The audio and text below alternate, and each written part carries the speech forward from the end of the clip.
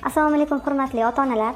Sizlarni o'quv yili yakunlanishi bilan tabriklayman va shu o'rinda sinfimizda arzimas bir sidra qilinishi kerak bo'lgan ishlar bilan tanishtiraman. Xullas, yangi o'quv yilida bizga zamonaviy remont, yangi gullar, katta shkaf, yaxshi proyektor, qulay shvabra, kichkina veshelka, pardalar o'rniga jaluzi, linoleum o'rniga parket va yana ba'zi bir mayda-chuyda narsalar kerak bo'ladi. Biz faqat shularni qilib bersak, qolgan hamma ishlarni maktab ma'muriyati o'z bo'yniga oladi. Shunga nima deysizlar, hurmatli ota-onalar? Ota-onalar diqqatiga. Maktab va bog'chalarda pul yig'ish qat'iyan taqiqlanadi. Maktab va maktabgacha ta'lim muassasalarida ta'mirlash hamda turli xil tadbirlar, so'nggi qo'ng'iroq, imtihonlar, xayr bog'cham kabi bayramlarga pul yig'ish qat'iyan man etiladi.